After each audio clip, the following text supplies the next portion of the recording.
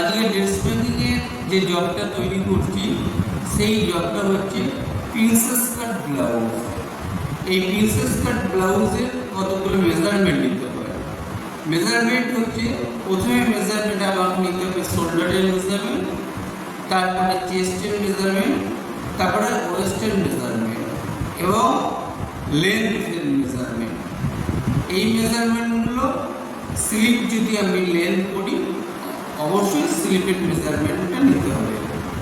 এই প্রিন্সেস কাট ব্লাউজটা তৈরি করতে গেলে প্রথমে আমাদেরকে একটা ফর্মা কাটতে হবে।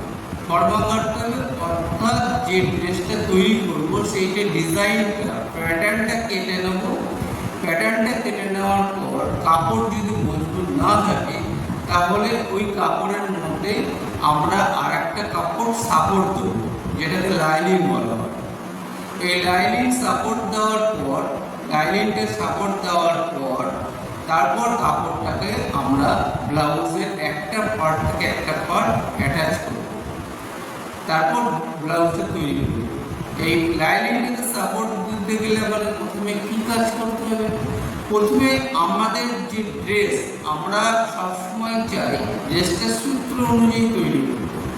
সূত্র অনুযায়ী তৈরি করলে কী হবে, আমরা যে কোনো ড্রেস একটা সূত্র যদি আমরা মুখস্থ রাখি তাহলে আমরা যে কোনো ড্রেস আমরা খুব সহজেই তৈরি করতে পারবো।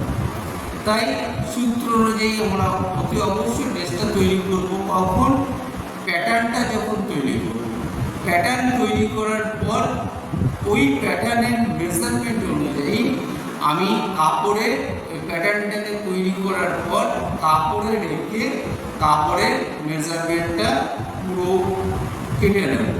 কাপড়টাকে কেটে নেব এবং তারপরে লাইনিংটাকে কাটব।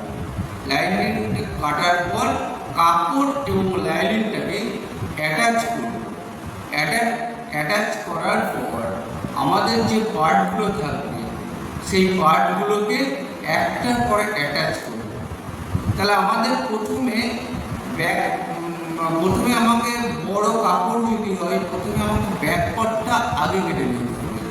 ব্যাক পার্ট আগে কেটে নেওয়ার পর ফ্রন্ট পার্টের যে অংশটা, যে ব্যাক পার্টটা একটা অংশের মতো চলে আসবে এবং ফ্রন্ট পার্টের যে অংশটা আছে সেই অংশটা কয়েকটা টুকরো, কয়েকটা ভাগে ভাগ হবে।